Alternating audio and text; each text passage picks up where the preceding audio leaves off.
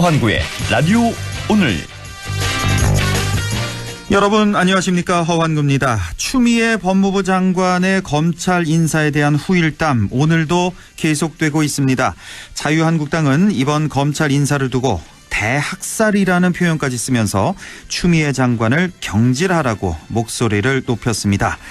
반면에 민주당에서는 지검장급 인사는 대통령의 권한이라면서 인사 과정에서 발생한 검찰의 항명은 그냥 넘길 수 있는 일이 아니다.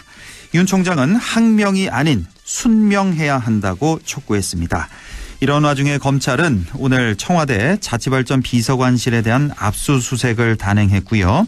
현재까지 청와대는 입장을 내놓지 않고는 있지만 내부적으로는 불만 기류가 없지 않다는 소식입니다.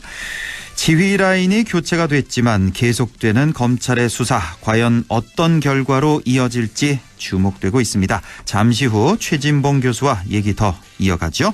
1월 10일 금요일 라디오 오늘 광고 듣고 시작합니다. 보험료 너무해. 저 여기서 내려요. 네? 저기 보험 클리닉에서 내려요. 어쩌다 마주친 보험 클리닉? 보험 클리닉. 불필요한 보험료 내려주는 보험 클리닉. 1833-6114. 내 보험 바로 잡을 땐. 안녕하세요, 가수 이선입니다. 70년 변함없는 칠성사이다처럼 올해도 청량한 한 해 되시길 바래요. 칠성사이다, 정남이 맛 칠성사이다, 언제나 칠성사이다. 우리 입맛엔 칠성사이다가 좋아요. 오래 쓰는 세단기는 뭘까? 오래 쓰는 코팅기는 뭘까? 45년 사무기기 전문가니까 오래 쓰는 사무기기 카피어랜드랍니다. 결혼 준비 잘 돼? 돌잔치 할 건 많지. 크루즈 여행 알아보려고 웨딩, 축연, 크루즈, 그리고 상조까지. 인생의 좋은 날도 슬픈 날도 좋은 라이프의 토탈 라이프 케어가 함께합니다. 이제 상조 회사를 넘어 토탈 라이프 케어까지. 좋은 라이프. 맑은 공기가 집 안으로 들어오니까 청정, 나쁜 공기를 집 밖으로 내보내니까 환기. 공기청정과 환기를 동시에 하니까 청정환기. 이제 창문 닫고 환기하세요. 청정환기 시스템을 나비앤하우스에서 만나보세요. 라디오 오늘 금요일 순서 시작합니다. 일부 한 주간의 시사 이슈 진단해보는 시간, 최진봉의 시사 포커스 잠시 후에 만나보겠고요. 2부 이슈 오늘에서는 2020년 지역경제를 전망해 보겠습니다. 대구 경북연구원 경제일자리연구실의 임규채 실장 만나보겠고요. 이어서 새로운 순서죠. 어려운 경제 이슈를 알기 쉽게 풀어보는 시간, 경제 요 정도는 알아야 한다. 박연미의 경제 요정 준비되어 있습니다.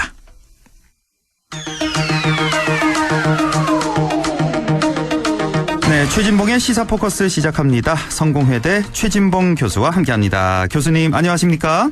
예, 안녕하십니까? 네, 오늘 먼저 검찰 인사 얘기부터 안 할 수가 없습니다. 뭐 하루 종일 시끌시끌한데요. 예. 일단 이번 인사에서 크게 나눠서 두 가지를 좀 봐야 될 것 같아요. 일단 절차, 과정상의 어떤 지금 논란이 있는 거고, 그다음에 그 인사의 그 내용 갖고 지금 논란, 이렇게 두 축으로 지금 얘기가 있지 않습니까? 자, 먼저 절차, 과정상의 이 논란을 좀 보죠. 한쪽에서는 윤석열 검찰총장을 패스한 거다. 추 장관이. 아니다. 윤 총장이 항명한 거다. 명을 거역한 거다. 이런 논란이 지금 시끌시끌합니다. 양쪽 진영에서 보면 두 말이 다 맞는 것 같아서요. 정말 어느 한쪽을 들 수가 없어요, 편을. 그러니까요. 우리 교수님이 좀 분석을 좀 해주시죠. 일단 뭐 이렇게 생각해요. 양쪽 다 주장은 나름대로 주장은 뭐 일리가 있는 부분이 있어요. 그런데 이제 검찰청법을 보면 검찰총장의 의견을 들어라고 돼 있어요. 들어. 이 말에 이제 해석을 놓고 지금 논란이 되고 있는 거거든요. 그러니까 듣는다는 표현을 합의해야 되는 걸로 보느냐. 아니면 그냥 의견을 청취하는 것으로 끝나는 것이냐 하는 문제라고 보는데 절차상의 문제는 지금 말씀하신 것처럼 지금 법무부 입장에서는 그 전날 전화로 이미 의견을 내라고 요구를 했고 그다음 당일날 인사위원회가 열리는 날 10시 반까지 검찰 법무부로 들어와라, 집무실로 와라 라고 요청을 했는데 안 왔고 두 번째는 인사위원회가 끝나고 나서도 6시간 이상을 본인은, 그러니까 법무부 장관 얘기입니다. 예. 본인이 일정을 다 취소하고 기다리고 있었는데 오지 않았다. 인사위원회가 끝나도 얼마든지 의견은 개진할 수 있었다. 네. 그런데 그걸 본인이 오지 않았기 때문에 의견을 들을 수 있는 충분한 기회를, 그러니까 개진할 수 있는 충분한 기회를 제공했음에도 검찰총장이 본인의 명을 어겨서 결국은 그 기회를 본인이 찾지 않은 거다, 이렇게 주장을 하고 있고, 이게 이제 추미애 장관 측 주장인 그렇죠. 거고, 여권과 검찰 측은 뭐라고 얘기하면 이 드러나는 표현을 네. 그 협의와 합의로 개념으로 보는 거예요. 네. 그러다 보니까 관례적으로 보면 일단 첫째 장소를 문제를 삼습니다. 집무실에서보다는 장소. 외부에 예. 모처 이렇게 표현하는 게 맞겠죠. 예. 검찰도 아니고 법무부도 아닌 다른 장소에서 일반적으로 만나서 지금까지 관례적으로 해왔는데 네. 법무부로 들어가는 것 자체가 문제다, 이렇게 문제를 제기하고 있고, 네. 두 번째는 시간이 충분하지 않다는 거예요. 예를 들면 30분 전에, 그러니까 인사위원회가 열리기 30분 전에 오라고 하면 30분 동안 무슨 의견을 듣겠나. 네. 이거는 그냥 요식행위에 그칠 것이다, 이렇게 주장을 하고 있고, 또 하나는 이제 논란이 되는 게 이거 또 하나 있습니다. 뭐냐면 예. 안을 누가 만드느냐의 문제예요. 아. 법무부는 예. 검찰이 먼저 안을 가져와라, 그 의견을 개진하는 방식을 예. 검찰이 그러면 자체적으로 이렇게 해주세요라고 안을 가져와서 보고하는 게 맞다고 주장을 하고 있고, 네. 검찰은 법무부가 미리 만들어서 자기들한테 주면 그걸 가지고 의견을 개진하겠다, 이런 차이예요. 예. 그러니까 이제 지금 말씀드린 몇 가지 차이에서 논란이 되는 건데, 뭐 이제 법적으로는 사실 그 들어란 말만 들어 있는 거고 법무부 장관이 들어서 제청하면 대통령이 임명하는 이런 수순이 됐기 때문에 지금 상황에서 검찰이 이걸 뒤집을 수는 없을 것 같고, 다만 정치적으로 이 부분을 이제 강하게 어필을 하는 거죠. 그래서 예전에 관례하고는 약간 다른 건 맞아요. 그러니까 예전에는 이게 지금 검찰이 주장했던 방식 일정 부분 받아들여서 그렇게 해온 부분이 있죠. 네. 근데 이번에는 이제 법무부 장관이 원리 원칙대로 하겠다는 얘기를 하면서 이제 법에 규정되어 있는 그 드러나는 표현은 의견을 청취하는 것이지, 네. 그 자체가 협의하거나 합의를 이루어야된다는 개념은 아니다. 인사권은 대통령한테 있고 제청권도 법무장관한테 있다. 이러면서 지금 이제 밀어붙이고 있는 거죠. 지금 말씀해 주신 게 이제 이번 검찰 인사 그 절차 과정에 대해서 말씀을 해 주셨는데, 그렇습니다. 예. 사실 이건 어떻게 보면 기싸움이라고 볼 수가 있는, 이 사실 그렇죠. 그 추미애 장관 지명할 때부터 어느 정도는 좀 예상을 했었던 이 기싸움이 될 텐데, 그 엄밀히 따지면은 이제 법무부 안에 이제 검찰청이 있는 거니까. 그렇죠. 외청으로 있는 거죠. 외청으로 상위 부서인 건 맞고요. 법무부가 맞고 추미애 장관이 상관인 건 맞는 거죠. 그것도 맞습니다. 그런데 여태까지 관례적으로는 검찰총장이 법무부 장관과 거의 동급이거나 아니면 적어도 그렇죠. 그 아랫사람은 아닌 것처럼 해온 거잖아요. 지금 수십 년 그렇죠. 동안. 일단 절차 과정은 그렇고 내용을 좀 보자면, 자, 이제 추 장관 입장에서 이거 균형 잡힌 인사다, 이렇게 주장을 하고 있는 거고, 검찰 측에서는 이거 수사 방해다, 청와대를 옥죄어 오니까 이걸 방해하기 위한 거다, 수족을 윤석열 총장의 수족을 다 자른 거다, 이렇게 지금 해석을 하고 있습니다. 자, 그 내용을 보면은 제가 몇 가지만 말씀드리자면, 배성범 전, 그러니까 다 전입니다. 배성범 중앙지검장, 한동훈 대검 반부패 강력부장, 박찬호 대검 공공수사부장. 이게 완전히 이 윤석열 총장의 측근 중에 최측근, 가장 중요한 또 위치에 있는 이 사람들 다 인사 발령시켰단 말이에요. 저 뭐 제주로도 보내고 부산으로도 보내고 뭐 등등 해서. 그렇습니다. 자, 이런 상황입니다. 자, 이런 대격돌이 또 벌어지고 있는데, 여야가. 이것도 좀 분석을 좀 해 주실까요? 그러니까요. 이 부분도 사실은 이제 8자리 중에 7자리를 바꿨어요, 사실은. 그러다 보니 이제 논란이 되는데, 그건 이제 말씀하신 것처럼 이분들이 하는 수사가 사실은 조국 전 장관 가족 관련된 수사, 그다음에 송병기, 송철호 이 두 분 관련된 수사, 이거 지금 이분들이 하고 있는 거잖아요. 하고 있는 부서의 이제 그 책임자들을 사실 바꾼 거니까. 이제 그런 차원에서 본다면 충분히 정치적으로는 그런 의혹을 제기할 수 있다고 봐요, 저는. 예를 들어서 반대로, 지금 야당이 민주당이라도 그런 얘기 안 하겠습니까? 저는 할 수 있다고 저는 보거든요. 충분히 가능하다고 봅니다. 다만 이제 저는 이런 생각은 들어요. 만약 그러면 그분 이제 후임들로 가신 분들 있잖아요, 지금 인사이동을 통해서. 그분들이 과연 그러면 제대로 수사 안 할까요? 저는 이제 그렇게는 보진 않아요. 예컨대 그렇게 돼버리면요, 이 수사가 제대로 안 되거나 아니면 뭔가 좀 무마하려는 시도를 한다거나 예컨대 그렇게 되면 그분들은 더 큰 부담을 받습니다, 정치적으로. 그렇죠. 그리고 그 자유한국당이나 야당들이 가만히 있겠습니까? 제가 볼 때는 그럴 수 없다고 보고, 또 저는 기본적으로 검사분들은 검찰 조직이 항상 우선이에요. 저는 그렇게 보거든요, 개인적으로. 그러니까 어느 정도의 차이는 있을 수 있겠지만 검찰 조직에 피해가 가는 행동을 할 가능성은 저는 낮다고 봐요. 기본적으로 저는 그렇게 생각하기 때문에. 새로 임명된 분들이라도. 네, 그렇죠. 똑같다. 그래서 물론 수사에 약간의 차질이 생길 수는 있겠죠. 인수인계하고 이러면서. 그러나 이게 완전히 그분들이 갔다고 해서 수사가 완전히 아무 일도 없었던 일처럼 된다거나 이러진 않을 거라는 거죠. 이제 그렇죠. 또 하나 이제 지금 현재 법무부 장관이나 이 정부 쪽에서 보는 관점을 제가 그냥 제 나름대로 이해한 걸 말씀을 드리면 사건을 사건 자체로 보지 않고 사건을 인물을 중심으로 보고 있는 게 아닌가 하는 우려가 있어요. 그 무슨 말이냐면 누구 한 사람을 정해놓고 그 사람에게 뭔가 좀 피해를 주게 피해를 준다는 표현은 좀 제가 볼 때 심한 것 같고요.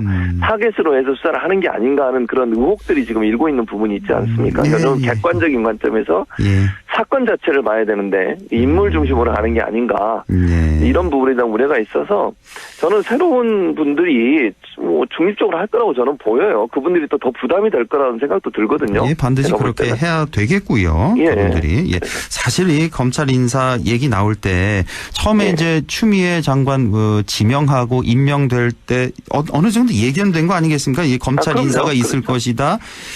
인사할 때는 지금 수사 중인 이 요직에 있는 이 사람들 일단 수사 중인 자리는 좀 놔두는 게 어떻겠냐 이런 얘기도 많이 있었잖아요. 저도 사실 개인적으로 이건 수사 완전히 다 끝날 때까지는 놔두고, 왜냐하면 이분들을 인사 이동시키면 분명히 이런 여야 간의 이 대충돌은 예견돼 있는 거니까 좀 이거는 좀 피했으면 했는데 역시 추다르크답게 엄청난 또 이제 인사 이동을 시켜서 이런 일이 있는데 이거는 참 조금 더 지켜봐야 될 것 같고, 하나만 더 여쭤보고 싶은 게 저는 제가 주목한 게 이낙연 총리의 어떤 경로 여기 주목을 했습니다. 이제 추 장관에게 이 검찰총장의 항명에 대해서 조치하라, 대응하라 이런 명령을 내렸단 말이에요. 이낙연 총리 평소 성품에 전혀 안 어울리는 이런 발언이어서 글쎄요, 이제 공무원이 아니라 이제 정치인으로 확실히 가는 건가? 이런 생각을 좀 하게 되더라고요. 그런 면도 있는 것 같아요. 두 가지가 저는 있다고 보는데, 일단 내각의 책임자잖아요. 그러니까 내각의 책임자라면 법무부도 국무총리 산하에 있고 국무총리가 법무부를 관리 감독할 의무가 있는 겁니다. 그런 상황에서 영이 서게 만든다고 하는 것은 공무원 조직에 대해서 뭔가 영을 세우고 명령체가 제대로 잡히게 하는 것은 국가의 조직들이 딴 생각하지 않고 한 방향으로 정부가 추진하는 정책을 제대로 추진하는 데는 가장 중요한 부분 중에 하나거든요. 여기서 흐트러지거나 충돌하는 모습을 보이면요, 다른 부처들도 영향을 받게 돼요. 그러면 네임덕 현상이 올 가능성도 있고요. 그래서 그 부분을 다잡는 게 첫 번째 목적이었다고 보고, 두 번째는 지금 말씀하신 것처럼 본인이 이제 정치인으로 가는 거 아닙니까? 곧 이제 정세균 후보자에게 넘겨주고 갈 상황이 됐는데, 그러면서 이런 이제 마지막 이런 단호한 모습을 보여주는 것은 정치인 이낙연으로서 이낙연의 어떤 단호함, 또 이런 모습을 보여줄 수 있는 중요한 어떤 계기가 될 수 있다는 점에서 두 가지 목적에서 아마 그런 발언을 하신 게 아닌가 이렇게 보여져요. 어쨌든 좀 놀라워서요. 이런 발언을 정말 오랜만에 듣는 것 같아서 얘기 좀 해봤고, 자, 이 보수 야권 통합 얘기 좀 해보죠. 일단 텐트는 차려진 겁니다. 지금 보수 진영 정당과 또 시민단체가 참여하는 혁신통합추진위원회라는 게 이제 탄생을 했는데, 우리 아주 낯이 익은 분이죠. 박형준 교수. 그 썰전에 나왔었던 그분이 이제 위원장을 일단 맡게 될 텐데, 자, 어떻게 보십니까? 이 혁신통합추진위원회 잘 될 것 같습니까? 좀 어떻게 예상 좀 해주시죠. 어제 사실은 이제 회의가 처음 있고 나서는 발표한 내용으로 봐서는 잘 될 것처럼 보였어요. 신당도 새로 만들고 탄핵 문제도 이제 넘어서자 이런 얘기도 하고 이러면서 어느 정도 잘 봉합이 되는 것처럼 보였는데 이 세보수당에서 약간 이제 결이 다른 얘기가 나오고 있거든요, 지금. 예를 그렇습니까? 들면 하태경 대표 지금 책임 대표라고 하죠. 예. 그 공동 대표 지금 체제거든요. 8명이 공동으로 대표를 맡고 있는데 예. 한 달씩 돌아가면 책임을 맡고 있거든요. 하태경 책임 대표도 약간의 뉘앙스가 정병국 이렇게 새 보수당의 입장을 대변하는 정병국 이제 의원이 들어간 거 아닙니까? 근데 예. 그분이 대표성은 없다. 공식적으로 대표성이 없다고 얘기를 했어요. 그래서 그 합의 내용이 이 당의 공식 입장이 아니다 이런 얘기를 했고, 이준석 지금 그 위원장 같은 경우도 예. 왜 이제 본인이 당의 추인을 받지 않고 본인의 의사를 전달한 것, 또 명확하게 황교안 대표가 이 입장을 밝히지 않는 이상 여기서 합의한 내용 자체를 100% 신뢰할 수 없다. 뭐 이런 얘기들을 지금 하고 있어요. 네. 그래서 새로운 보수당 쪽에서 약간 그 처음에 합의했던 내용과 결이 다른 얘기들이 나오고 있어서 이 문제가 해결돼야 된다라는 생각이 들고, 두 번째는 예. 이 합의 끝나고 나자마자 바른미래당도 성명을 냈는데요. 그 내용도 사실은 안철수 전 대표도 합류하는 것처럼 이제 그런 뉘앙스로 발표가 이루어졌는데 그것도 너무 구차하다. 뭐 이런 식의 표현을 했어요. 그래서 이 바른미래당 당권파와 새 보수당, 새로운 보수당 같은 경우에는 이번 합의에 대해서 아직도 의심을 갖고 있는 것 같아요. 그러니까 정말 자유한국당이 다 그 모든 이권을 내리고 신당을 창당할 의지가 있는 건지, 탄핵에 대해서 정말 명확하게 선을 긋고 탄핵에 책임 있는 친박 세력들을 일정 부분 이번 공천에서 배제할 의사가 있는지, 이런 부분들에서 의문이 있다 보니 그걸 믿지 못하겠다는 듯한 뉘앙스로 지금 계속 말이 나오고 있어서 통합이 그렇게 순탄하게 갈 것만 같진 않다, 이런 생각이 듭니다. 그렇군요. 또 새로운 얘기가 있었군요. 저는 또 하태경 대표가 어제 그 왜 보수 재건 3원칙 있잖아요. 뭐 탄핵, 혁신, 새 집을 짓자, 뭐 이거만 들어준다면, 이 원칙만 지켜주면 공천권까지도 포기하겠다, 뭐 이런 발표를 해서 좀 잘 진행될까 했는데. 근데 그 전제가 뭐냐면 황교안 대표가 직접 발언을 하라고 그랬어요. 의견을 내라. 그 얘기를 한 걸 보면 전제로 지금 합의 내용을 100% 못 믿겠다는 거 아니겠습니까? 황 대표가 이걸 직접 본인의 입으로 얘기해라 이렇게 지금 얘기를 하고 압박을. 이준석 위원장도 지금 상당히 좀 반대하는 의견을 낸 상태고요. 정말 모르겠네. 앞으로 이 보수 대통합이 어떻게 될지. 저는 사실 어제 혁신통합추진위원회가 이게 발족이 돼서 이렇게 제 나름대로 생각하기에 네 분류로 이제 나눠지겠구나. 그러니까 진보 쪽에 정의당이 있고 중도 진보 쪽에는 이제 민주당, 또 민주평화당, 대한신당 요 정도로 이제 뭉치겠고 중도 보수 쪽에는 이제 비박계, 지금 한국당 내 비박계와 바른미래당, 새로운 보수당 이 정도는 이제 합치고 완전 보수 쪽에 이제 친박 세력들, 이제 공천 받지 못한 친박 세력들이 나와서 우리공화당과 합치고 또 태극기 세력과 합쳐서 한 이렇게 한 네 가지로 결국은 수렴되지 않을까 생각했는데 오늘 말씀 들어보니까 그것도 아직 모르겠고, 그러니까 정말 모릅니다. 아무도 모르겠고 일단 그렇고요. 이 정도만 하고 사실 그 이란 사태 좀 여쭤볼 게 사실은 많았는데 교수님께 시간이 많지 않아서요. 하나만 좀 여쭤볼게요. 지금 파병 얘기가 있잖아요. 미국에서 뭐 공식적으로 요청한 건 아니지만 해리 해리스 그 대사가 파병 얘기를 했기 때문에 파병에 대해서는 어떻게 생각하시는지, 이거 해야 된다고 보시는지. 저는 기본적으로는요, 그 파병은 가능한 한 안 하는 게 저는 좋다고 봐요. 그러니까 우리가, 왜냐면 이게 국민의 안전, 국민의 생명이 제일 중요하지 않습니까? 그런데 이제 파병을, 그리고 이제 모르겠어요. 우리 이제 청해부대가 만약에 파병돼서 피해를 입게 되거나 또는 우리 그 병사들이 한 명이라도 피해를 당한 일이 생기면 이런 논란이 되지 않겠어요? 국민의 생명을 담보로 해가지고 미국과의 협상 또는 뭐 방위비 줄이는 돈 협상에 국민의 생명을 담보로 하느냐, 이런 비난이 있을 수밖에 없다고 저는 봅니다. 이게 이 파병이라고 하는 것은 전혀 다른 차원의 접근해야 된다고 저는 보거든요. 미국과의 관계 때문에 어쩔 수 없이, 또는 미국에서 방위비 분담을 좀 줄어들기 위해서 우리 국민이잖아요. 어쨌든 군인들도 그들을 전쟁터에 내보내는 게 과연 바람직하냐 하는 문제는 전혀 다른 각도에서 접근해서 봐야 된다. 그런데 자꾸 얘기가 파병 문제하고 뭐 방위비 분담 문제, 미국과의 관계 문제, 이런 문제가 자꾸 논란이 되잖아요. 그거는 약간 좀 저는, 그러니까 예를 들어 우리가 후방 지원을 하거나 물자 지원을 하거나 이건 저는 가능하다고 봐요. 그런데 군대가 직접 동원이 돼서 군사 어떤 작전을 하거나 아니면 전쟁에 직접 투입되는 부분은 전혀 다른 차원에서 고민이 돼야 된다고 보고. 전투병이 파견돼서는 절대로 안 되는 거고, 그거는. 저는 이제 그런 상황이라고 보는 거예요. 그러니까 다른 형태, 예를 들어 물자 지원, 예. 뭐 군수물자 지원, 뭐 이런 건 우리가 할 수 있다고 보거든요. 예, 그렇죠. 후방에서 지원하는 건 저는 가능하다고 보는데 전투에 직접 참전하는 거는 우리가 다른 차원의 접근해서 논의해야 된다고 봅니다. 그렇죠. 예. 아마 대부분의 국민들이 거의 90% 이상이 같은 생각이실 것 같은데 교수님하고. 근데 미국이 또 트럼프 마음대로니까 전 세계가 그렇죠. 아주 강력하게 요구를 한다면 이거 정말 힘들 것 같아요. 근데 이거 파병 문제는 국회 동의를 얻어야 되는 거죠? 이것도. 그런 상황이 그것도 그렇죠. 논란이 되긴 한데 저는 이렇게 생각해요. 지금 현재 청해부대 파견된 게 해적 퇴치 운동, 우리 국민의 심대한 생명의 위협, 이 두 가지 이유 때문에 가 있는 거거든요. 근데 이 참전이 이 두 가지를 벗어나는 범위면 그건 다시 파병 그렇죠. 국회 동의를 받아야 되는 거죠. 어쨌든 그러니까 해적 퇴치, 국민의 생명과 재산 보호, 이 보호선을 이 범위를 넘어서는 형태의 어떤 행동을 하는 것은 당연히 국회 동의를 다시 받아야 됩니다. 그래서 저는 다시 받아야 된다는 입장인데요, 기본적으로. 그러니까 지금 그 호르무즈 무역에 해협에 파견돼서 전투에 직접 참여하는 것은 이 지금 처음에 파병된 목적과 다른 차원이기 때문에 국회에 또 다른 동의가 필요하다고 봅니다.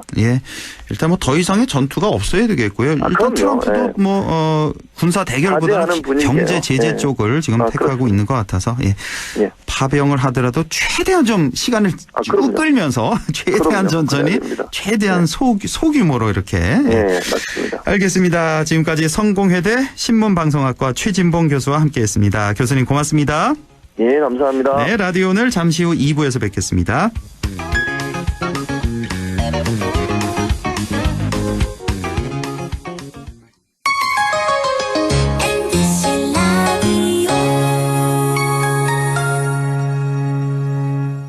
세계 최대의 유통회사가 어디죠? 월마트. 그럼 월마트가 중수도시의 작은 회사로 출발한 것도 아세요? 물론이죠. 여기에 미래를 열어가는 우리 지역의 유통회사가 있습니다. 어디죠? 바로 마음을 전해주는 곳 하나가 홈마트가 고객 곁에 있습니다. 바로 고객님의 손으로 키워주신 곳입니다. 고객의 믿음으로 크는 회사 하나가 홈마트.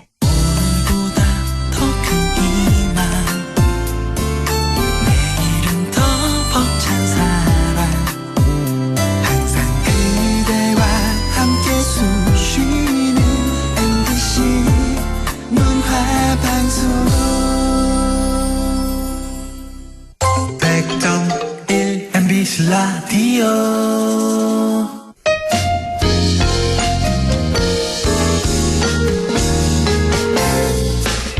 지금 여러분께서는 안동 MBC 시사정보 프로그램 허환구의 라디오 오늘을 듣고 계십니다. 저는 사생결담 강재입니다.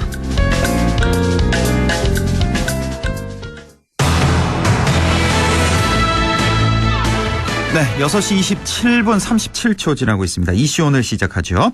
2020년 정부는 올 한 해 경제 성장률 2.4% 정도로 전망을 했는데요. 2020년 우리 지역 경제는 어떨까요? 대구 경북연구원 경제일자리연구실의 임규채 실장 연결해서 알아보겠습니다. 임규채 실장님 안녕하십니까? 예, 안녕하십니까? 바로 들어가죠. 우리 지역 경제 올해 전망이 어떻습니까? 지금 지역 경제가 상당히 안 좋은데요. 특히 이제 대구하고 경북을 이렇게 좀 다르게 볼 수 있습니다. 특히 대구는 2015년 12월부터 지속적으로 경기가 이렇게 계속 하강하면서 최근에는 주력 제조업 생산이라든가 수출까지 부진하면서 계속해서 이제 후퇴하는 그런 국면에 있고요. 특히 이제 경북 지역은 제조업 생산이 다른 지역들보다 또 비중이 높고 이런데도 불구하고 생산이 계속해서 떨어지고 수출도 빠른 속도로 지금 감소하고 있습니다. 그래서 이게 실질적으로는 2018년부터 침체기에 접어들었다 이렇게 볼 수 있겠고요.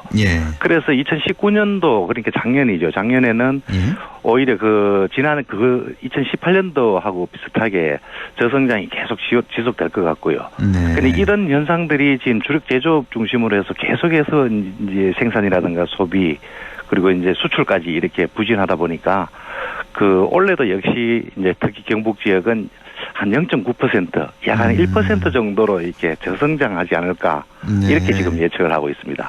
2019년 경제 성장률, 대구나 경북 경제 성장률 최종 집계가 아직은 안 나온 상태죠? 아니요, 지금 저희들이 지금 나왔습니다. 나왔는데 나왔습니까? 어떻게 나왔습니까? 2019년도에 저희들이 추정한치입니다. 추정치. 예. 2018년도까지는 이제 통계청에서 나왔고요. 예. 그 2019년도에 이제 대구는 저희들이 1.9%, 예. 경북은 그 조금 이렇게 조심스럽게 합니다만은 마이너스 0.3% 정도로 이렇게 나타나지 않을까 그렇게 생각하고 있습니다. 그래요. 추정치이긴 하지만 2019년도 대구는 1.9%. 우리나라 전체와 좀 비슷하게 나올 것 같네요. 그리고 그렇습니다. 경북이 상당히 마이너스 성장을 했군요. 마이너스 0.3%. 역시나 그 제조업의 영향일 것 같습니다. 그렇습니다. 우리 경북 같은 경우는. 다만 이제 2020년 경제 성장률 대구는 2.1, 경북은 0.9%로 지금 전망을 하고 있다는 말씀이시고. 자, 우리나라 전체에 비해서 대구 경북 지역의 성장률 상당히 낮게 지금 전망이 되는 상태인데 우리 지역에 뭔가 좀 희망적인 요소는 없을까요? 일단 그 지역 이 산업이 일단 부진한 이유부터 먼저 말씀을 드리면요. 이게 전체적으로 산업 구조적인 그런 측면이 제일 강한데 이 과거에 비해서 이렇게 뭔가가 새로운 어떤 변화가 지금 있는 건 아니고요. 섬유 시장이 쇠퇴하면서부터 그 이후에 자동차나 기계 그리고 이제 경북 지역엔 철강이라든가 전자 쪽으로 왔지 않습니까? 이런 부분들이 지금 현재까지 전혀 바뀌지가 않고 있거든요. 그래서 여기에다가 어떤 경기적인 측면이 이렇게 보태지면서 또 지역의 제조업들이 이제 몇몇 대기업을 빼고는 대부분 이제 중소기업이다 보니까 혁신적인 성과를 이뤄내기가 힘듭니다. 여기에다가 이제 정부의 어떤 정책적인 산업 지원 전략 이런 부분들도 다 미흡하기 때문에 앞으로도 이게 장기화될 가능성도 있다 이렇게 보고 있거든요. 그런데 이 경북 지역에는 특히 그 수출 부분이 상당히 크게 이제 지역 경제에 기여를 하고 있기 때문에 뭐 철강 산업이라든가 기계 산업 그리고 자동차 산업 이 부분들인데 특히 전방 산업들 경남이라든가 부산 또 이제 전남 지역에 자동차 산업 수요가 이렇게 증가할 경우에는 경북 지역이 0.9%가 아니고 1.9%까지 성장률이 높아질 수도 있습니다. 또 이렇게 또 희망적인 요소가 있고. 그러니까 지금 우리 상태가 산업 구조적인 측면, 경기적인 측면 다 안 좋게 작용하고 있다. 그러니까 산업 구조적인 측면은 아무래도 말씀하신 뭐 제조업 중심의 이런 구조 이런 게 되겠고 경기적인 측면은 수출 부진? 전 세계 교역량 감소 이렇게 생각하면 되겠네요. 그렇게 복합적으로 작용을 하고 있습니다. 자, 세계 경제 여파가 또 우리 경제에도 많은 영향을 미치는데요. 지난해 같은 경우 이제 미중 무역 갈등이 있었고 올해 세계 경제는 어떨까요? 지난해보다 이렇게 어떻게 보면은 조금 더 안 좋아질 수 있을 그런 가능성이 높거든요. 특히 이제 세계 경제가 지금 현재는 어떤 신흥국 경제를 중심으로 이렇게 성장률을 달성을 하고 있는데요. 그게 신흥국 경제로 인해서 보통 한 2% 후반에서 한 3% 초반 정도 달성할 것이다 이렇게 보고 있습니다. 특히 유럽하고 일본은 지금 경기 침체가 이렇게 조금 지속되는 그런 성향이 있거든요. 거기다가 최근에 지금까지 볼 수 없었던 그 최장기간의 호조를 누렸다 이렇게 생각하는 미국도 그 소비 침체가 지금 좀 진행이 되고 있다 이렇게 보고 있거든요. 그래서 선진국 경기 회복은 기대하기 어렵다. 그런데 이제 문제는 뭐냐면은 이 신흥국들이 여러 가지 어떤 그 경기 부양 정책 그리고 경제 제도 개선 여기에다가 과거에 이렇게 조금 떨어진 어떤 기저 효과까지 합쳐가지고 성장세를 회복할 것이다 이렇게 지금 보고 있거든요. 그래서 올해도 세계 경기는 빠르게 회복하기는 어렵겠지만 이런 신흥국 중심으로 해서 경기가 어느 정도 개선될 가능성은 있다. 이렇게 지금 판단이 되고 있습니다. 미국도 좀 시원치 않군요. 소비 침체 현상이 좀 나타나고 있고 우리도 중국에 대한 의존도가 워낙 크다 보니까 중국도 좀 삐걱삐걱하지 않습니까? 내년에 6% 성장 달성이 될까요? 어렵게들 보고 있던데. 내년에 중국이 사실상 6% 성장을 달성하기 어렵다 이렇게 보고 있습니다. 근데 문제는 이게 중국이 지금 현재 어떤 수출 전략이라든가 세계 시장 점유율을 높여가는 그런 정책에서 내수 시장 중심으로 지금 전략을 바꿨습니다. 경제 정책을. 그리고 이제 서비스 중심으로 성장 구조를 이렇게 바꾸면서 여기에다가 미중 무역 분쟁이 지금 1차적인 어떤 협상은 이루어지만은 아직도 불확실성은 남아 있거든요. 여기 이런 문제와 그리고 이제 심각한 어떤 중국의 부채 문제. 중국 부채가 한 200%가 넘는 걸로 알고 있거든요. 그러니까 정부 부채 뭐 대단하다고 하던데요. 예. 그래서 이런 문제들로 인해서 중국 경제의 의존도가 높은 우리로서는 상당히 좀 이 부정적인 영향이 크지 않을까 이렇게 지금 예상이 됩니다. 알겠습니다. 뭐 제조업 부진 뭐 말씀을 하셨고 계속해서 뭐 제조업 부진은 뭐 예상이 되는 거고요. 올해도 제조업이 좋지 않다면요. 뭐 역시 서비스업에도 악영향을 끼칠 것 같은데 서비스업 쪽은 어떨까요? 지금 서비스업은 지금 대구 경북을 한 가지로 하나의 어떤 경제권으로 봤을 때요. 지금 경북 지역의 구미나 포항 중심의 제조업 부진이 지속이 되고 있지 않습니까? 특히 대구와 생산과 소득 간의 연계가 높은 구미 지역의 전자 중심으로 해서 여러 가지 생산이나 수출 부진들이 계속되고 있는데 이 부분들이 실질적으로는 이제 대구 지역의 소비 악화 그리고 경북 지역의 이제 주변 지역들의 어떤 소비 심리 약화 이런 쪽으로 이어지면서 특히 도소매업이나 음식점업 특히 이 소상공인들 중심으로 해서 매출이 지금 크게 줄고 있거든요. 그래서 이런 부분으로 중심으로 해서 굉장히 위축될 것이다. 심지어는 뭐 폐업도 늘어날 것이다. 이렇게 보고 있고요. 경북 지역은 지금 현재 백화점이 없어서 판단하기는 조금 어렵습니다만은 이 소비시장의 영향권이 가지고 있는 대구를 봤을 때는 온라인 시장하고 실제 오프라인 시장 간의 어떤 양극화 문제 그리고 오프라인 시장이 확대되면서 기존에 있던 유통시장 자체가 굉장히 큰 변화를 가져올 것 같고요. 그리고 백화점하고 대형 마트 매출은 좀 줄어들 것 같고 반면에 이거는 대구와 경북이 같습니다만은 저가형 소비시장이지 않습니까? 뭐 도매시장이라든가 아니면 전통시장, 편의점 이런 부분들은 경기가 부진할 때 조금 개선되는 그런 현상이 있기 때문에 그래요? 조금은 뭐 나아질 수도 있다 이렇게 지금 예상을 하고 있습니다. 편의점 같은 경우는 뭐 워낙 또 1인 가구들도 많이 늘어나고 있으니까요. 대형마트보다는 편의점이 이렇게 보시고 수출 상황은 좀 어떻습니까? 올해도 역시 마찬가지 지난해와 비슷한 상황을 보이고 있는데요. 만약에 자동차라든가 특히 이제 울산이나 이 경남 지역을 중심으로 해서 조선산업들이 있지 않습니까? 이 조선산업이 최근에 수주도 늘고 이렇게 하면서 이 산업들이 지역의 어떤 후방 산업에 영향을 미칠 거고요. 또 이 조선산업이 실제로 이제 해외로 이제 수출을 하기 때문에 여러 가지 전후방 효과를 이렇게 많이 나타내고 있습니다. 그래서 이런 전방 산업의 생산이 개선되면서 부품 업체들 자동차 부품업체라든가 어떤 철강 산업들 중심으로 해서 연관 업종 중심으로 수출이 다소 회복이 될 수 있겠습니다. 그런데 이제 반면에 베트남이나 이게 우리의 세 번째, 네 번째로 이렇게 우리에게 영향을 미치는 영향력이 커진 베트남이 최근에 수출이 계속해서 떨어지고 있기 때문에 급격하게 수출이 개선된다든가 이런 건 좀 기대하기 어려울 것 같고요. 반면에 신흥시장이 전반적으로 아까도 말씀드렸습니다만 기저효과, 경기 부양 정책 이런 부분들이 이제 예상이 되기 때문에 우리 지역에도 어떤 부품업체들을 중심으로 해서 수출 개선 기대해 볼 만하다 이렇게 지금 말씀을 드리고 싶습니다. 그렇죠. 또 우리 정부가 추진하는 신남방 정책, 동남아시아 시장에 또 기대를 좀 걸어야 될 것 같고, 그렇습니다. 자 일자리 문제 있잖아요. 고용률, 실업률 이거 뭐 조금 줄여서 좀 단답식으로 좀 말씀해 주시죠. 어떻게 예상해 볼 수 있을까요? 일자리는 전반적으로 이제 국가 전체적으로 나타나는 현상하고 똑같은데요. 지금 우리 지역에 특히 경제 허리를 차지하고 있는 40대 고용이 지금 둔화되고 있습니다. 역시나 40대 어렵고. 노인과 30대, 50대 여성 고용 이쪽 부분은 어떤 정부의 정책적인 그런 요인에 의해서 조금 증가할 것으로 이렇게 보이고요.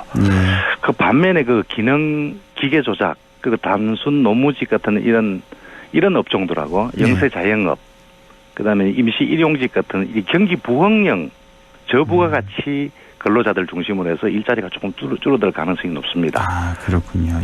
그래서 경북은 2020년에 한 4.2% 실업률이 나타날 것 같고요. 대구는 한 3.7% 정도로 지금 예상을 하고 있습니다. 실업률이 대구는 3.7, 경북은 4.2 정도로 전망되고 우리 지역 주택 시장, 부동산 시장은 여전히 좀 좋지 않을 것 같고요. 전체적으로 봐서 자, 시간이 다 돼서요. 좀 짧게 한 30초 정도로 마무리 말씀 좀 부탁드릴게요.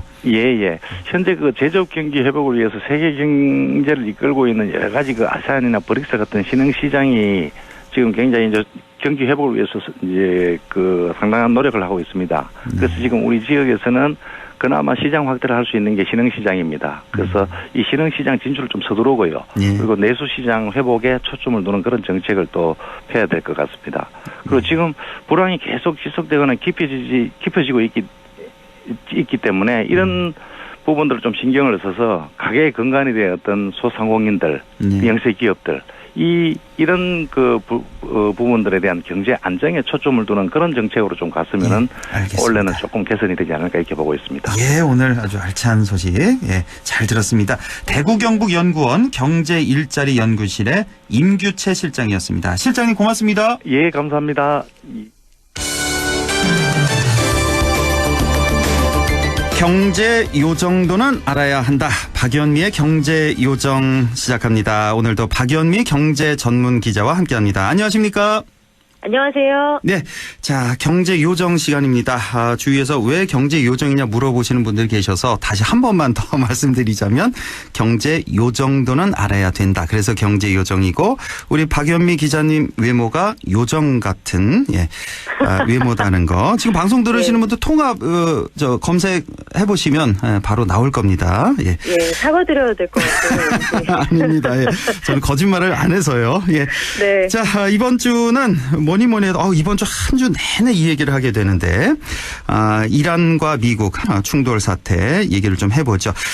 정면 충돌은 일단은 피해가는 모양새 경제 제재 쪽으로 가는 듯해서 우리로서는 상당히 다행인 그런 상황인데 자 이번 주 일단 우리 금융시장 완전히 롤러코스터를 탔다고 해도 되겠죠? 국제금융시장하고 국내 시장이 완전히 함께 가는 모양새다 이렇게 이해하셔도 되는데요. 이란에 대한 군사력 사용 자제를 시사하면서 미국이 세계 금융시장과 상품시장은 안정을 되찾은 모습입니다. 일단 뉴욕과 유럽 증시가 일제히 상승을 했고요. 국제 유가와 국제 금값도 하락세로 돌아섰습니다.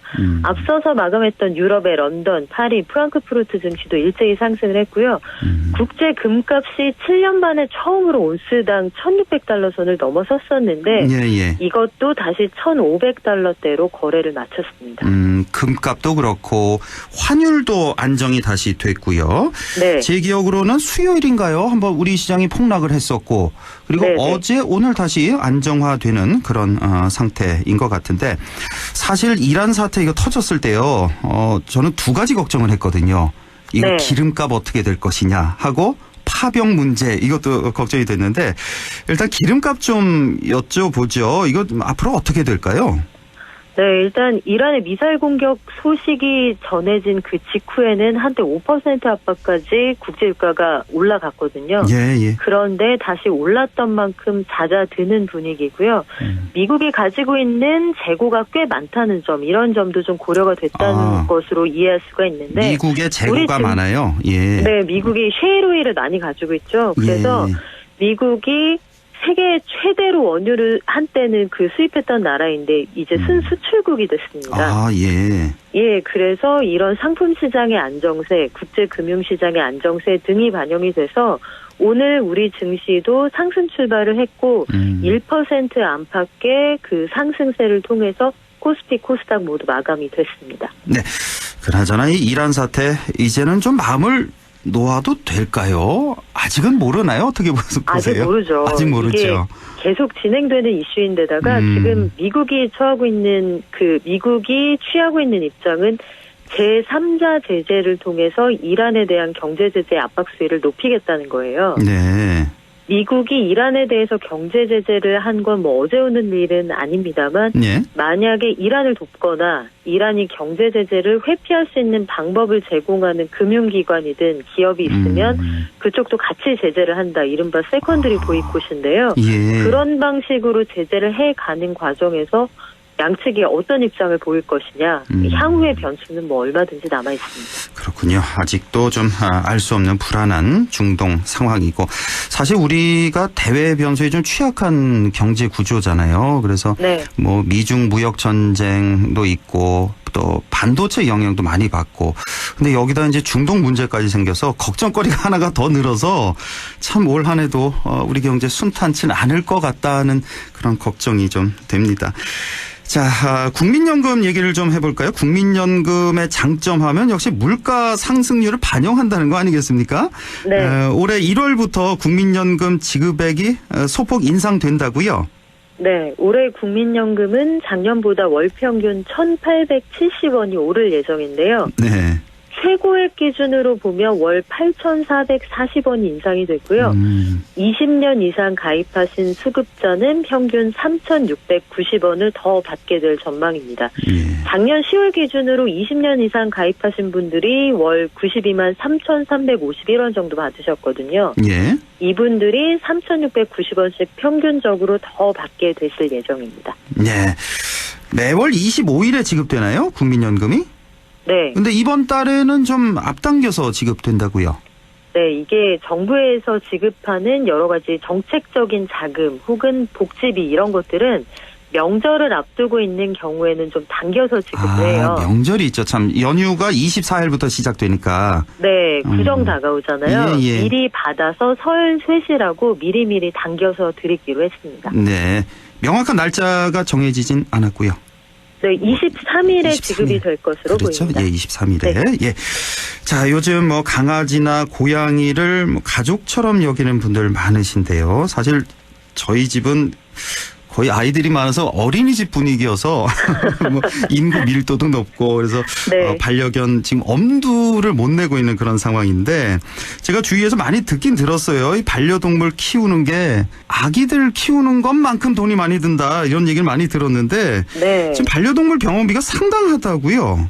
네, 엄청납니다. 이 간단한 검진이나 스케일링 등의 비용도 우리가 흔히 예상하는 그 수준을 훨씬 뛰어넘기 마련인데요. 엑스레이 같은 간단한 검사를 받아도 이게 동물들은 따로 의료보험이 없잖아요. 예. 그러니까 사람보다 훨씬 많은 진료비를 부담을 하시게 된다고 하네요. 우리 사람은 엑스레이 찍어도 뭐 10,000원, 20,000원 정도 하지 않나요? 그렇죠. 우리는 그 정도. 예. 의료보험이라는 좋은 제도가 있잖아요. 예, 이게 예. 평상시에 전 국민이 구조의 형태로 돈을 적립을 했다가 아픈 사람이 병원에 가면 공단이 일정 부분을 보태주거나 혹은 100% 그 공단이 지급하는 그런 항목들이 있는 거잖아요. 예. 그런데 반려동물의 경우에는 개인적으로 이른바 펫보험에 가입하신 경우가 아니라면 이 혜택을 보시기가 어렵습니다. 펫보험이라는 게 있긴 있군요. 있기는 있어요. 그런데 요것도 신통치가 않다 이렇게 의견을 주시는 분들이 계신 이유가 일단 펫보험 가입 건수 자체는 많이 늘었어요. 2016년에 1,819건이던 게 2018년 기준으로는 8,000건이 넘었으니까 워낙 관심이 많은 만큼 가입하시는 분들이 늘어나고는 있습니다만 이게 전체 등록된 반려동물 수 기준으로 보자면은 지난해 기준으로 펫보험 가입률이 등록 동물 수의 0.63%에 불과합니다. 아이고 거의 가입을 안 하셨군요. 1%도 안 된단 말이에요. 보험 가입률이. 네, 그럴 만한 이유가 있어요. 왜 그렇죠? 이게 펫보험의 반응이 시큰둥한 이유가 그 동물이 임신을 하거나 출산을 하거나 심장 사상충에 감염이 됐을 때 보장 이런 것들이 사실은 굉장히 요긴하거든요. 그런데 이런 거는 빼고 보장하는 보험이 좀 있습니다. 보장성이 뭐 아주 미미하군요. 그래서 알맹이가 빠져있는 보험이 많다 이런 주장하는 분들도 계시고요. 또 이 보험이 주로 강아지에 대한 보장이 집중돼 있어요. 그렇다 보니까 요즘 뭐 고양이 키우시는 분들도 많고요. 다양한 그 반려동물 키우는 분들이 많기 때문에 나는 이 보험이 성에 안 찬다. 그런데 보험료는 연최대 한 80만 원 수준이니까 만만치가 않거든요. 그래요. 꽤 비싸군요. 생각보다. 네. 이게 저렴한 실손보험하고 비교를 하면 사람이 가입하는 실손보험보다 훨씬 보험료가 비싸다 이렇게 느끼는 분들도 아마 계실 겁니다. 사람 실손보험도 뭐 10,000원짜리 20,000원짜리도 많은데 말이죠. 그렇죠. 자, 그나저나 이 반려동물 병원비 편차라는 게 또 있군요. 그러니까 반려동물의 병원비가 다 비싼 게 아니라 비싼 곳이 있고 거기에다 80배나 더 비싼 곳이 있다. 이런 얘기 같은데요. 네, 이게 한국소비자연맹이 조사한 결과인데요.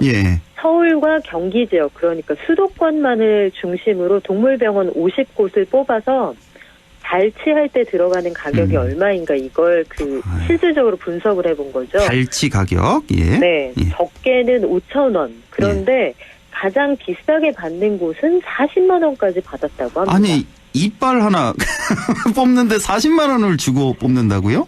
글쎄요. 물론 이 의사 선생님들 들으시면 이게 케이스 바이 케이스다. 이른바 굉장히 어려운 수술 내지 시술이 필요한 경우도 있다. 이런 반론도 가능하겠습니다만 이게 소비자 입장에서는 왜 이렇게 차이가 나는 건지, 그리고 이 병원에 가면 대체 내가 진료비로 얼마를 내게 될 건지 사실은 예측하기가 어렵거든요. 그러니까요.